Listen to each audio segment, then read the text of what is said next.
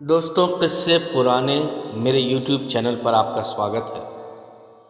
आज मैं आपको अपनी लिखी एक कहानी पतलून का दर्द, जो मैंने कोरोना काल में लिखा था, आपके साथ शेयर कर रहा हूँ। उम्मीद है आपको ये कहानी पसंद आएगी।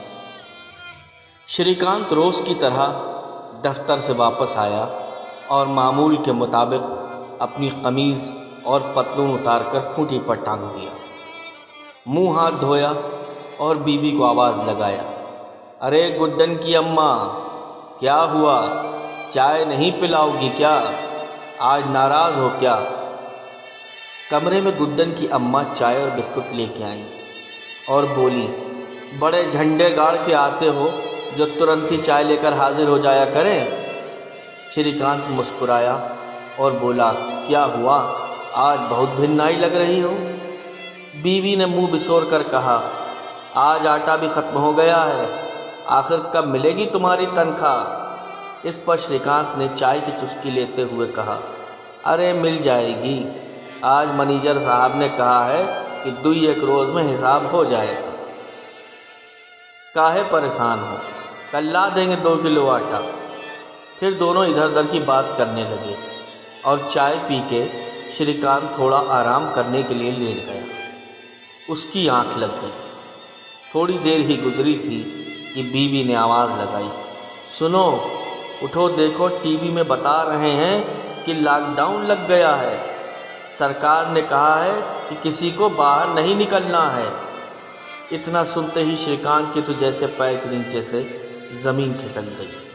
वो दोनों हाथ सर पर रखकर बोला, अरे दादा, ये तो गजब हो गया। गुड्डन की अम्मा, अब क्या करें, घर में राशन भी नहीं है और लाने के वास्ते पैसे भी नहीं। भगवान ही मालिक है। गुड्डन अभी 6 साल का ही है, उसे कुछ पता नहीं कि क्या हुआ है। खैर, रात बीत गई। सुबह सवेरे बीवी ने रात की बची रोटी तवे पे हल्का तेल लगाकर सेका और तीनों ने चाय के साथ खा लिया। मगर दोपहर में क्या खाएंगे? श्रीकांत को कुछ समझ नहीं आ रहा था कि क्या करें। वो लेटे लेटे सोच रहा था कि किस्से, कहानी सब समझेंगे कि ये हमारी दुख भरी दास्तान है।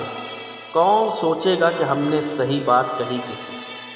सबका हाल एक जैसा है। श्रीकांत दिहाड़ी मजदूर था। उसका ठेकेदार हफ्ते के हफ्ते पैसे देता था। जमा करने लायक उसकी कमाई नहीं थी। श्रीकांत बहुत परेशान था और बहुत सोचने के बाद वो घर से निकला और पड़ोस वाली राशन की दुकान पर गया। हिम्मत जुटाकर उसने किराने वाले से कहा, क्या हाल चाल भाई, कैसे हो?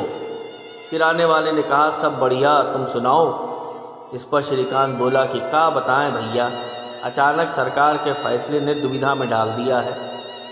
किराने वाला बोला, और ये क्या हुआ, कुछ तो बताओ। तो श्रीकांत ने अपनी व्यथा सुना दिया।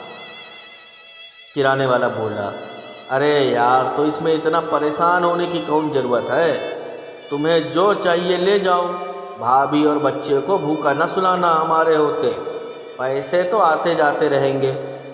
इतना सुनते ही जैसे श्रीकांत की आंखों में चमक आ गई और ज़रूरी सामान लेके घर आ गया। सारा किस्सा बीवी को बताया तो उसने भी ढेर भर दुआएं दे डाली।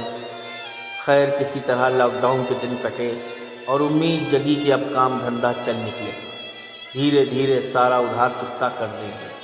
मगर ठेकेदार ने पड़ोस के भैया के पास फ़ोन करके काम पे ना आने के लिए कहलवा दिया। अब तो श्रीकांत की उम्मीद जवाब देने लगी और घर की हालत बदतर होने लगी। धीरे धीरे फाके की नौबत आ गई और फिर एक दिन दोनों मियाँ बीवी ने एक ऐसा फैसला लिया जिसको सुनकर लोगों के रोंगटे खड़े हुए। श्रीकांत ने बीवी बच्चे के साथ आत्महत्या कर ली। आज भी उसकी खूंटी पर वो पतलून और कमीज़ लटके हुए हैं, मगर उसको पहनने वाला श्रीकांत गरीबी और लाचारी की भेंट चढ़ गया है। दोस्तों, उम्मीद है आपको मेरी ये स्टोरी पसंद आएगी।